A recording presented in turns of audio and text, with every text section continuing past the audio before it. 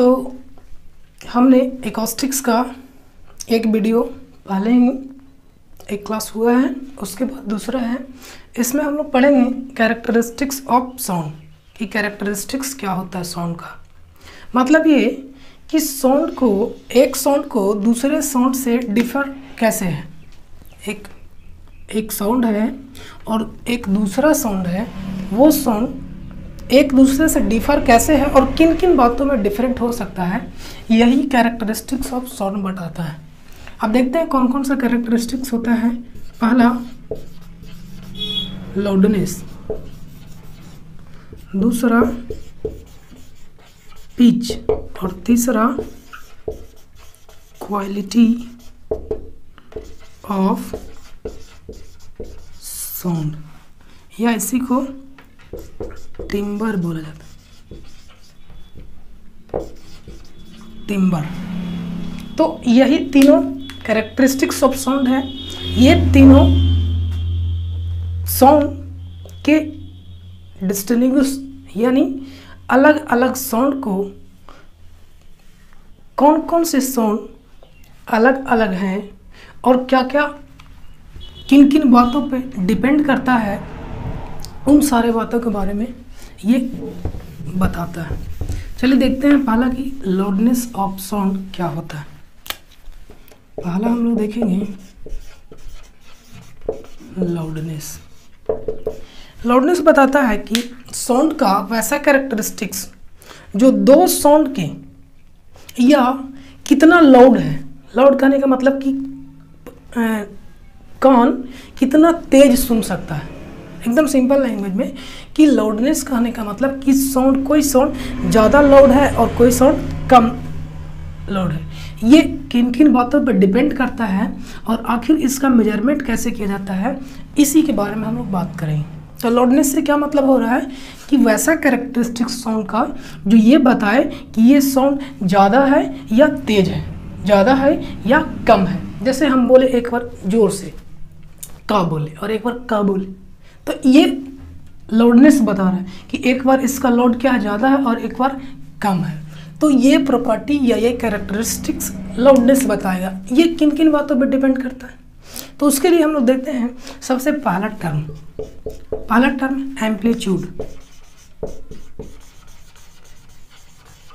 Amplitude क्या होता है, तो हम बताए थे कि अगर ये वेव है, कोई भी वेव है, तो उसमें ये वाला क्या बताता है, उसका क्या बताता है, एम्पलीट्यूड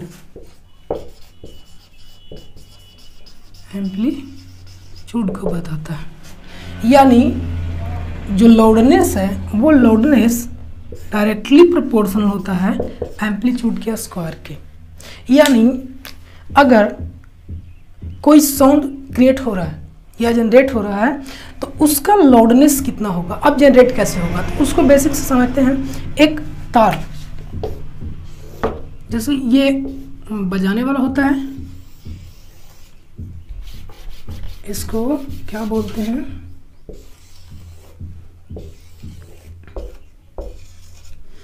इसमें वायर लगे हुए होते हैं। हम लोग इसको क्या करते हैं, चलिए सबसे पहले लाउडनेस को बात समझते हैं। एक बार इस वायर को क्या किया जाए, आराम से इसको टच करके इधर खींच करके छोड़ा जाए, हल्का टच करके छोड़ा जाए, तब वहाँ पे कुछ साउंड निकलेगा। क्यों साउंड निकलेगा, क्योंकि तार क्या करेगा, वाइब्रेट करेगा। ऐसे ऐसे करके तार क्या करेगा, वाइब्रेट करेगा। तो यहाँ पे जो एम्पलीट्यूड होगा वो एम्पलीट्यूड किसके बराबर होगा, तो ये तार जितना ऊपर जाएगा और जितना नीचे आएगा, ऊपर जाएगा जितना नीचे आएगा, उससे जो वेवफॉर्म बनेगा वो इस तरीके का वेवफॉर्म बनेगा। तो यहाँ पे जितना इसका एम्पलीट्यूड होगा, ये यहाँ पे एम्पलीट्यूड हम दिखा दिए हैं। यानी यहाँ पे जितना तार ऊपर नीचे जाएगा वही इसका क्या हो जाएगा, एम्पलीट्यूड हो जाएगा। यानी अभी हम तार को हल्का खींच के छोड़े थे, तब मान लिया जाए कि कुछ साउंड निकले, लेकिन एक बार फिर से क्या करेंगे, तार को और ज़ोर से खींचेंगे, यानी और दूर खींच करके छोड़ेंगे, तब इसका जो एम्पलीट्यूड होगा वो क्या हो जाएगा, इस तरीके से बढ़ेगा। यानी यहाँ पे एम्पलीट्यूड क्या हो गया, और बढ़ गया। तो जो लाउडनेस होगा, यहाँ पे जो कुछ लाउडनेस होगा और इसमें लाउडनेस होगा, ये लाउडनेस इसके कंपैरिजन में यहाँ वाला लाउडनेस क्या होगा, ज़्यादा होगा। क्यों ज़्यादा होगा? क्योंकि जो लाउडनेस है वो किस पे डिपेंड करता है?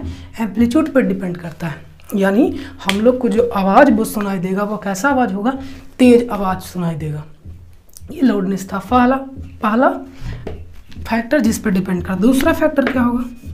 लाउडनेस डिस्टेंस के इन्वर्सली प्रोपोर्शनल होता है, डिस्टेंस के स्क्वायर के। मान लिया जाए कि हम यहाँ से बोल रहे हैं और आप दूर गए, तो अभी यहाँ पे थे, मान लिया जाए एक बॉडी यहाँ पे है, एक बॉडी यहाँ पे है, सोर्स यहाँ पे है, आदमी यहाँ पे है, आदमी यहाँ पे और पहले सोर्स यहाँ पे था, तो यहाँ 4 मीटर था, 4 मीटर था, 4 मीटर पे ये सुन रहा था, यानी कुछ लाउड आ रहा था। लेकिन जैसे ही ये आदमी दूर जाएगा, ये आदमी और दूर जाएगा, या सोर्स और इसके बीच दूरी बढ़ेगा, तब जो लाउडनेस का वैल्यू होगा वो क्या होगा? कमेगा, यानी डी का वैल्यू बढ़ेगा, डी का वैल्यू बढ़ेगा, तो लाउडनेस का वैल्यू क्या होगा? कमेगा। कितना कमेगा? ये बात को समझना है, कितना कमेगा? तो ये लाउडनेस अगर वो आदमी 16 जाता है, 16 मीटर दूर जाता है, तो ये कितना कमेगा? 4 कमेगा। इस तरीके से डिस्टेंस के बीच कैसा रिलेशन है? इन्वर्सली प्रोपोर्शनल का, कि अगर आप सोर्स और सुनने वाले के बीच का डिस्टेंस बढ़ता है तो लाउडनेस का वैल्यू क्या होगा? कमेगा। ये दूसरा फैक्टर था। तीसरा फैक्टर क्या होगा? डेंसिटी। डेंसिटी का मतलब क्या होता है? घनत्व। यानी अगर यहाँ पे जो मीडियम है डेंस है, डेंस करने का मतलब कि ज़्यादा, उसमें डेंसिटी उसका क्या है? ज़्यादा है, तो वहाँ पे जो वाइब्रेशन होगा, वो वाइब्रेशन में जो फ्रिक्शन होंगे, रोकने वाले पार्टिकल्स होंगे, वो क्या होंगे? ज़्यादा होंगे। तो ज़्यादा फ्रिक्शन होगा तो ज़्यादा फोर्स लगाना पड़ेगा, यानी ज़्यादा एनर्जी यहाँ पे लगाना पड़ेगा। तो इस तरीके से अगर मीडियम डेंस होंगे या डेंसिटी ज़्यादा होगा तो उसका लाउडनेस भी क्या होगा? ज़्यादा होगा। चौथा फैक्टर क्या होगा? चौथा फैक्टर है सरफेस एरिया। देखिए सरफेस एरिया कैसे?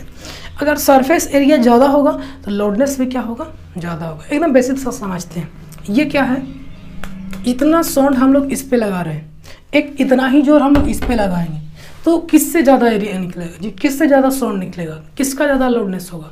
तो बेसिक सा है कि इसका एरिया कितना है, इसके कंपेरिजन में कम है। हम लोग हालांकि इस पर आवाज़ ज़्यादा तेज लगा रहे हैं, लेकिन यहाँ पे कम ही लगा रहे हैं, फिर भी यहाँ से आवाज़ क्या होगा? ज़्यादा निकलेगा एज कम्पेयर टू इसके। क्यों निकलेगा?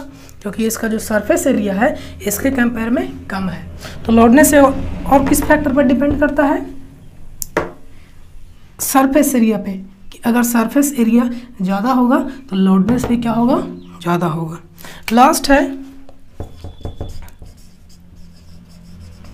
रेजोनेंस।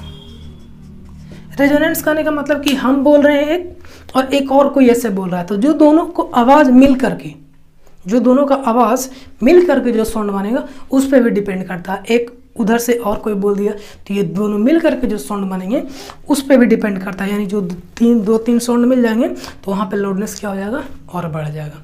तो ये था 5 फैक्टर जिस पे लाउडनेस डिपेंड करता है।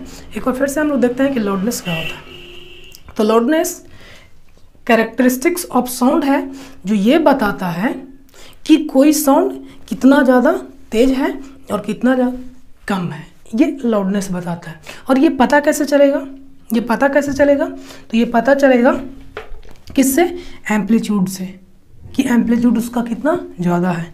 दूर से, डिस्टेंस से, कि जो सोर्स से साउंड निकल रहा है और जो सुनने वाला है वो कहाँ पे है और कितना दूरी पे है, इस पे डिपेंड करता है। और किस पे डिपेंड करता है? डेंसिटी पे डिपेंड करता है कि कितना ज़्यादा मीडियम जो है डेंस है। मीडियम कहने का मतलब कि यहाँ पे एयर है, हो सकता है यहाँ पे वाटर हो, वाटर में भी आवाज़ आता है, साउंड जाता है, साउंड ट्रेवल करता है, तो वहाँ पे तो एयर के कंपेरिजन में वाटर का जो डेंसिटी होता है वो क्या होता है? ज़्यादा होता है। तो एज कंपेयर एयर वहाँ पे साउंड ज़्यादा तेज सुनाई देगा। उसके बाद रेजोनेंस मतलब आसपास जो साउंड आ रहे हैं उस पर। ये 5 फैक्टर थे जिस पे डिपेंड करता है। अब इसका कैलकुलेट कैसे किया जाएगा? एक और टर्म आता है इंटेंसिटी। तो इंटेंसिटी को हम लोग अगले वीडियो में देखेंगे, फिलहाल यहाँ पे समझते हैं। अच्छा, इसको मापा किस में जाता है? इसको मापने का जो यूनिट होता है वो कौन सा यूनिट होता है? डेसिबल। Decibel, decibel. और डेसिबल सबसे न्यूनतम साउंड यानी सबसे कम साउंड जो हम लोग सुन सकते हैं वो कौन सा होगा? 0 dB। 0 dB यानी इसका जो यूनिट होगा वो कौन सा यूनिट होगा? डेसिबल में। और इसका फॉर्मूला क्या है? फॉर्मूला क्या है? लाउडनेस बराबर लॉग आई। आई क्या है? Where I intensity of sound. अब ये इंटेंसिटी ऑफ साउंड क्या होता है? तो इंटेंसिटी ऑफ साउंड हम लोग बाद में देखेंगे, पहले ये समझते हैं कि ये लाउडनेस क्या होता है। लाउडनेस के बारे में हम लोग अभी देखें कि लाउडनेस क्या होता है। सबसे पहले फिर से बात करते हैं कि लाउडनेस दो आवाज़ के लेवल को बताता है। क्या बताता है? कि ये आवाज़ तेज है या कम है, किन किन फैक्टर पर डिपेंड करता है, ये बात हम किए। इंटेंसिटी हम लोग आगे देखते हैं। उसके बाद दूसरा इसका कैरेक्टरिस्टिक्स था,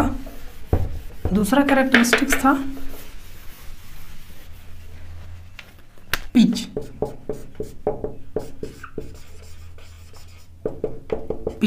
पिच क्या होता है उसको हम लोग समझते हैं। तो पिच बताता है कि दो साउंड कौन सा साउंड श्रिल है और कौन सा साउंड बास है। आप लोग देखे होंगे, आप लोग रिमोट में लिखा हुआ रहता है, या आप लोग बास बढ़ाने वाला, एक ट्रेवल बढ़ाने वाला, एक में बास ज़्यादा होता है, आप लोग रिमोट में देखे होंगे, और एक में ट्रेवल। तो आप लोग देखे होंगे कि बास ये वाला जब साउंड, इसको जब ज़्यादा तेज करते हैं तो आवाज़ क्या होता है? मोटा निकलने लगता है, और ये वाला करते हैं तो आवाज़ पतला निकलने लगता है, यानी श्रिल। और ये वाला बास इसमें ज़्यादा निकलने लगता है। ऐसा क्यों होता है? डिफरेंट समझिए। तो पिच भी एक क्या है? कैरेक्टरिस्टिक्स ऑफ साउंड है। तो पिच को हम लोग समझें कैसे? पिच बताता है कि मान लिया जाए कि पिच एक वैसा कैरेक्टरिस्टिक्स है, चलिए हम लोग दो बनाते हैं।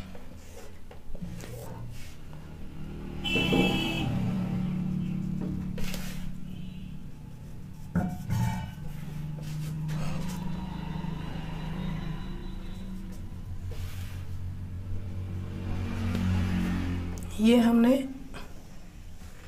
वेवफॉर्म बनाया, एक वेवफॉर्म और एक ये बनाया।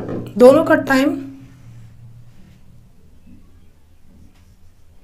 1 सेकेंड है यहाँ तक, और यहाँ तक 1 सेकेंड है। हम लोग यहाँ से देख रहे हैं कि दोनों जो साउंड है, दोनों साउंड का जो एम्पलीट्यूड है, एम्पलीट्यूड क्या बताए थे? डिस्प्लेसमेंट। मैक्सिमम डिस्प्लेसमेंट क्या है? एम्पलीट्यूड है। यहाँ पे भी एम्पलीट्यूड बराबर है। फ्रीक्वेंसी हम लोग यहाँ से देखेंगे कि ये जो साउंड होगा, इन दोनों में लाउडनेस का वैल्यू सेम होगा। क्यों सेम होगा? क्योंकि लाउडनेस किन किन बातों पर डिपेंड करता है? अभी हम लोग देखें कि लाउडनेस एम्पलीट्यूड पे डिपेंड करता है, और दोनों में एम्पलीट्यूड क्या है? समान है।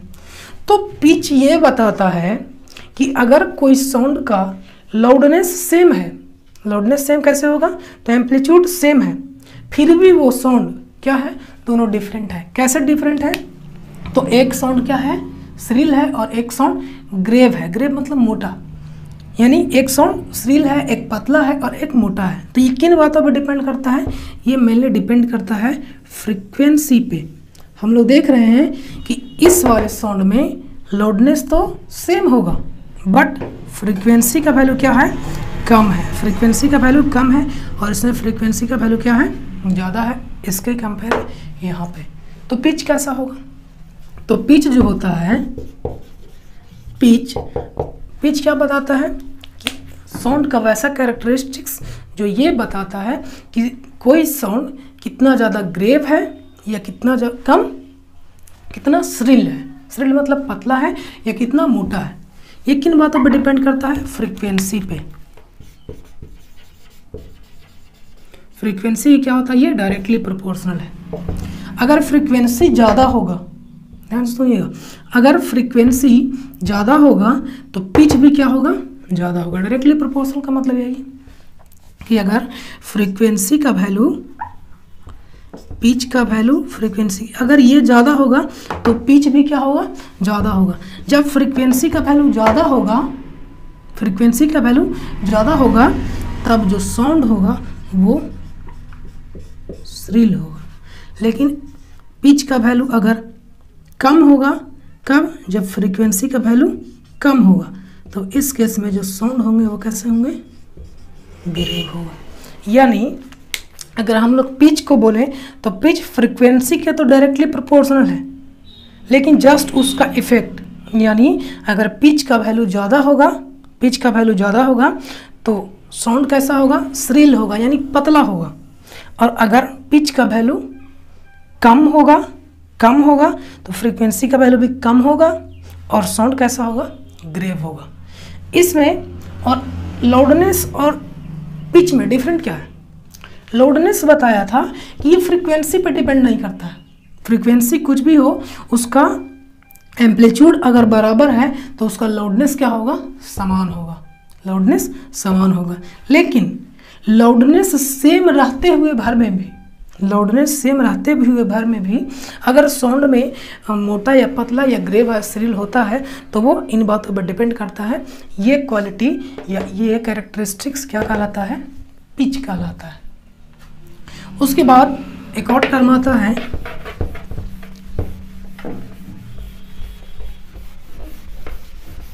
अच्छा चलिए बताइए कि जो हम लोग पानी का भी भरे होंगे, पानी भरे होंगे, पानी भरे होंगे, पानी में जब हम लोग इसमें पानी भरते हैं तो जब भरने वाला होता है ये घड़ा, ये कुछ भी हो, भरने वाला होता है तो हम लोग को ऑटोमेटिकली पता चल जाता है। कैसे पता चल जाता है, ये यही यहाँ पर गुण काम करता है, पिच।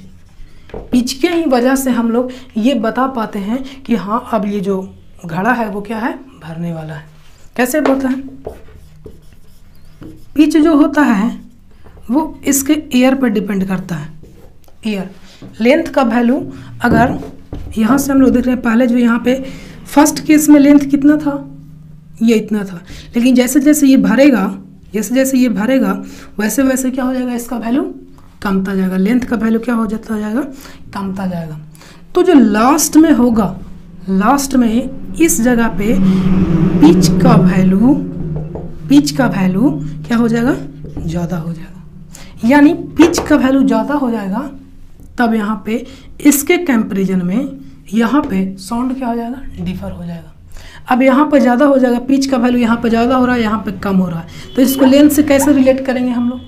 यानी जो पिच होगा, जैसे जैसे पानी यानी वाटर गिरने का, जहाँ पे टकरा रहा है वहाँ पे गिरने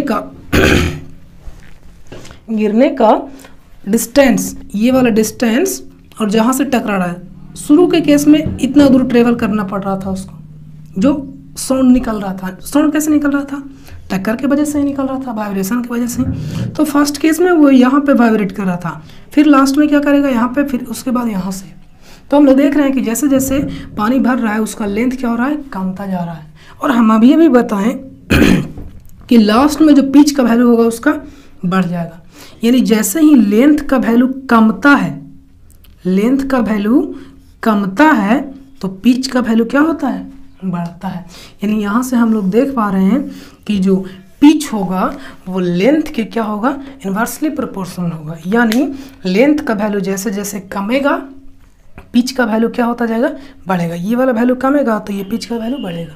यानी यहाँ से इसी की वजह से, इसी गुण को हम लोग क्या बोलते हैं, पिच बोलते हैं। और पिच के ही वजह से हम लोग क्या करते हैं, इसको हम लोग बता देते हैं कि यहाँ पे जो घड़ा है वो भरने वाला है, या पहले के कंपैरिजन में इसका जो साउंड निकल रहा है वो डिफरेंट है। ये था पिच। उसके बाद तीसरा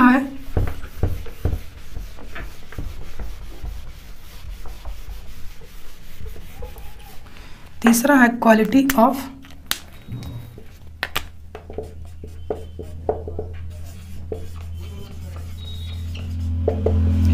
क्वालिटी ऑफ साउंड,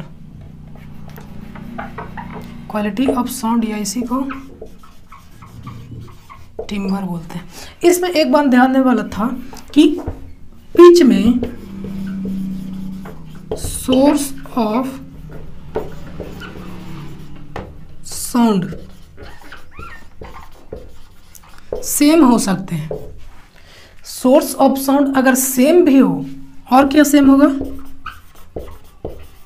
लाउडनेस भी सेम हो, तब भी वो पिच डिफरेंसेस बताता था। उस केस में चाहे उस साउंड का जो सोर्स, एक ही सोर्स से क्यों ना साउंड निकल रहा हो, चाहे उसका लाउडनेस सेम क्यों ना हो, तब जो वो डिफरेंसेस बताता वो क्या बताता, पिच बताता।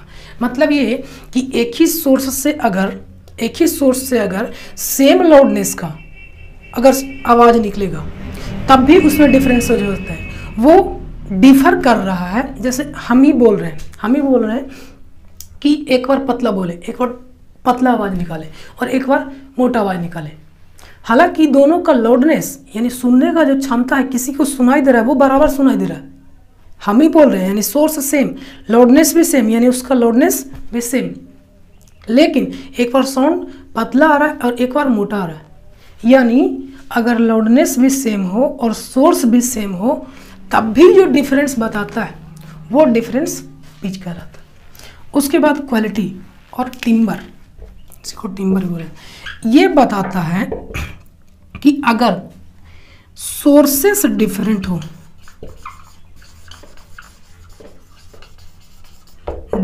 सोर्स अगर डिफरेंट हो, तब अगर सोर्स डिफरेंट हो और लाउडनेस सेम हो, लाउडनेस और पिच अगर सेम हो, ध्यान रखिएगा, लाउडनेस और पिच अगर सेम हो, दो साउंड का लाउडनेस और पिच अगर सेम हो, तब वो दोनों साउंड डिफर कैसे करेंगे। जैसे ये क्या डिफरेंट बताएगा, सोर्स डिफरेंट, यानी दो अलग अलग सोर्स से, एक इस सोर्स से साउंड निकल रहा है और एक ये सोर्स साउंड निकल रहा है, हालांकि दोनों का, इसका लाउडनेस और इसका लाउडनेस, दोनों का लाउडनेस क्या है, समान है, इसका पिच और इसका पिच, दोनों का पिच समान है, तब इन दोनों में अगर साउंड डिफर आ रहा है, इसको जो डिफरेंट आता है साउंड को, जो कैरेक्टरिस्टिक्स बताता है वो क्या होगा, क्वालिटी ऑफ साउंड। देखते हैं कैसा होगा।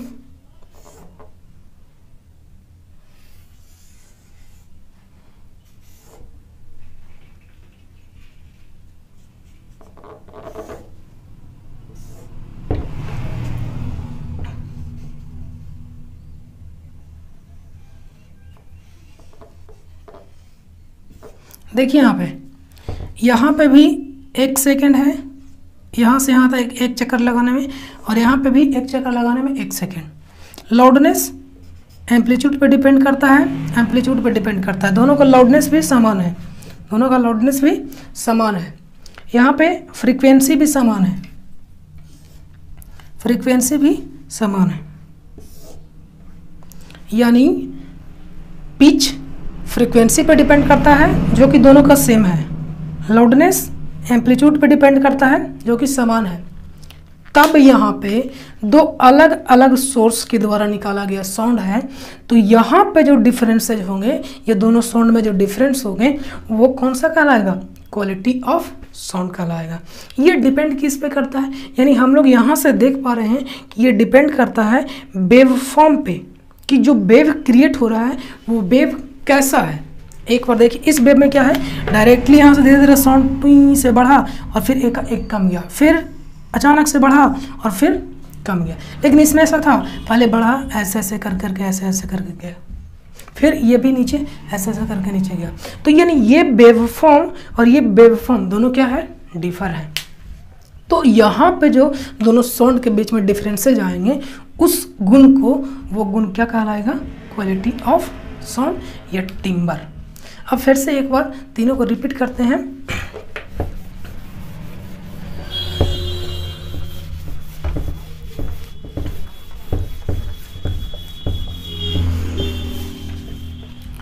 पहला केस में हम लोग देखे थे लाउडनेस। लाउडनेस में क्या बताएं कि लाउडनेस ये एम्पलीट्यूड पे डिपेंड करता है, मेनली एम्पलीट्यूड पे डिपेंड करता है और डिस्टेंस के डिपेंड करता है, मेनली ये था। यानी ये लाउडनेस ये बताता है कि कोई सोर्स से जो साउंड निकल रहा है वो कितना वाइब्रेट कर रहा है, उसका एम्पलीट्यूड कितना ज़्यादा है, वो कितना एनर्जी से उसमें फोर्स लगाया जा रहा है, कितना एनर्जी उसमें लगाया जा रहा है ताकि वो ज़्यादा वाइब्रेट कर रहा है। ये लाउडनेस ये बताता है कि कोई साउंड कितना तेज है या कितना कम है। दूसरा क्या था, पिच। पिच क्या बताता है कि कोई साउंड लाउडनेस हालांकि उसका समान हो फिर भी कोई साउंड कितना ज़्यादा ग्रेव है और कितना ज़्यादा श्रिल है, ये कौन बताता है, पिच। और एक किस पे डिपेंडेंट था, फ्रीक्वेंसी पे। और तीसरा है पिच, तीसरा है क्वालिटी ऑफ साउंड या टिम्बर।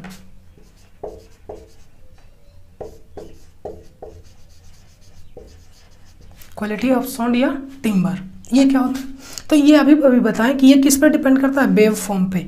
हालांकि चाहे वो पिच या लाउडनेस दोनों का दोनों अगर समान हो तब भी क्वालिटी ऑफ साउंड ये बताएगा कि साउंड दोनों डिफर हैं या दोनों साउंड जो हैं वो अलग अलग सोर्सेस से निकल रहे हैं, चाहे उनका पिच या लाउडनेस सेम ही क्यों ना हो। जैसे बात करते हैं, ये एक वेव फॉर्म बनाए थे और एक ऐसा ऐसा करके वेव फॉर्म बना, ऐसा वेव फॉर्म बने थे। दोनों का जो एम्पलीट्यूड था, मैक्सिमम एम्पलीट्यूड, वो दोनों का समान है, फ्रीक्वेंसी भी समान है। तब यहाँ पे जो साउंड में डिफरेंसेज आएंगे वो कौन सा क्वालिटी कहलाएगा, कौन सा कैरेक्टरिस्टिक्स कहलाएगा, क्वालिटी ऑफ साउंड। इसके बाद हम लोग एक टर्म बोले थे, कौन सा, intensity of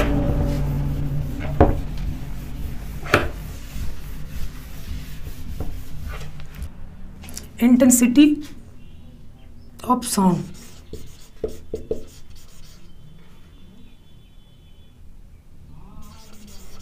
intensity of sound क्या होता है, अब हम लोग उसके बारे में देखते हैं। हम लोग 3 पढ़े हैं, कैरेक्टरिस्टिक्स और साउंड पढ़े।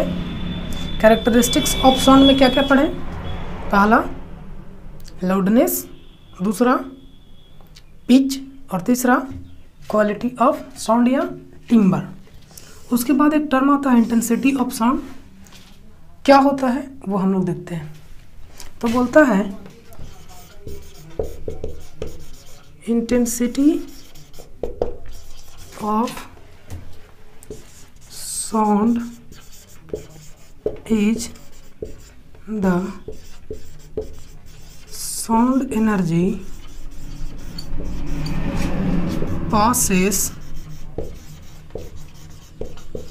through unit perpendicular area in unit time। क्या बोलता है कि इंटेंसिटी ऑफ साउंड क्या होगा, तो intensity of sound is the sound energy. Intensity of sound क्या है, साउंड एनर्जी है जो passes through unit perpendicular area, इकाई परपेंडिकुलर एरिया में क्या होगा, unit perpendicular area in unit time में। या इसको कैसे बोल सकते हैं कि I बराबर एनर्जी बटा यूनिट परपेंडिकुलर एरिया में, ये एरिया हुआ, और यूनिट टाइम में ये क्या रिप्रेजेंट करता है, इंटेंसिटी। अब हम लोग इसको समझेंगे कैसे कि आखिर ये इंटेंसिटी है।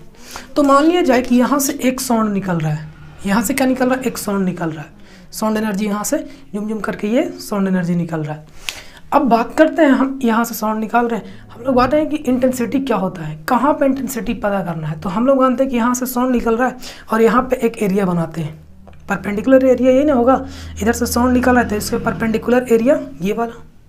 तो कितना भी परपेंडिकुलर, जितना भी परपेंडिकुलर एरिया लेना हो, मान लिया जाए कि हम लोग 10 मीटर का एरिया लिए, 10 मीटर स्क्वायर का एरिया लिए, यहाँ पे 10 मीटर स्क्वायर का एरिया लिए और यहाँ से साउंड एनर्जी निकल रहा है। तो साउंड एनर्जी मान लिया जो भी निकले 10 जूल साउंड एनर्जी। मान लीजिए साउंड एनर्जी 10 जूल निकला, तो 10 ये इतना दूर की बात कर रहे हैं हम, कितना दूर की, चाहे जितना भी हम लोग यहाँ पे कंसिडर करें 10 मीटर की बात कर रहे हैं, तो 10 मीटर स्क्वायर में 10 जूल निकल रहा है। अब ये 10 जूल कितना टाइम में निकल रहा है, मान लिया जाए कि 10 सेकंड में निकलता है, 10 सेकंड में इतना निकलता है। अब हमको इंटेंसिटी निकालना हो, तो इंटेंसिटी कैसे निकलेंगे, तो इंटेंसिटी बोलता है कि intensity is the sound energy passes through unit perpendicular area in unit time. हमको इकाई समय के लिए निकालना है, यानी इंटेंसिटी बराबर क्या हो जाएगा, टोटल 10 जूल बटा यूनिट। यूनिट कैसे होगा, जैसे बोला जाता था कि 10 रुपया का 50 आन, तो यूनिट का बताइए, तो यूनिट का क्या होता, तो 10 से डिवाइड कर देते। सेम यहाँ पे वही उसी प्रकार से यूनिट एरिया में, तो ये यूनिट एरिया कहाँ चला जाएगा, 10 मीटर स्क्वायर नीचे आ गया। और यूनिट टाइम के लिए भी बोल रहा था कि और किस में, एनर्जी यूनिट एरिया और यूनिट टाइम में, यानी यहाँ पे टाइम भी आ जाएगा 10 सेकेंड। तब यहाँ से जो बचा 1/10 एनर्जी का क्या यूनिट होगा, एनर्जी का जूल और मीटर स्क्वायर और इनटू टाइम का सेकेंड। जूल बटा सेकेंड को हम लोग वाट बोलते हैं, यानी यहाँ से यूनिट क्या हो जाएगा, वाट पर मीटर स्क्वायर, ये हो जाएगा इसका यूनिट। यानी हम लोग यहाँ से कैलकुलेट करके लाएं कि इंटेंसिटी इसका कितना हो गया, 1/10 वाट मीटर पर स्क्वायर। ये था इंटेंसिटी ऑफ साउंड। ये इंटेंसिटी ऑफ साउंड क्या होता है, एक बार फिर से, यानी वह साउंड एनर्जी जो एक परपेंडिकुलर एरिया में इकाई समय में जितना पास होगा, इकाई समय में एक परपेंडिकुलर एरिया में जितना भी परपेंडिकुलर एरिया लें और फिर हम उसका यूनिट निकाल लेंगे, जैसा कि यहाँ निकाल करके देखें, तब वो क्या कहलाएगा, intensity of sound. Intensity of sound को और हम लोग समझने के लिए थोड़ा सा एक और फार्मूला देखते हैं। ये जो होता है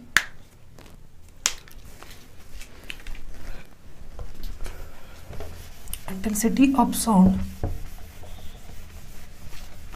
इंटेंसिटी ऑफ साउंड का ये तो हम लोग अगर साउंड एनर्जी पता रहे तब ये निकल जाएगा, लेकिन और ये कैसे निकलता है, तो आई जो होता है वो चेंज इन प्रेशर, ये रो टू प्रेशर का स्क्वायर, और ये हो गया रो मीडियम, और ये हो गया VW। ये भी फॉर्मूला एक होता है। अभी तक ध्यान से देखिए, हम लोग जो एक आई का वैल्यू निकाले, ये फॉर्मूला तब कंसिडर किए कि E बाई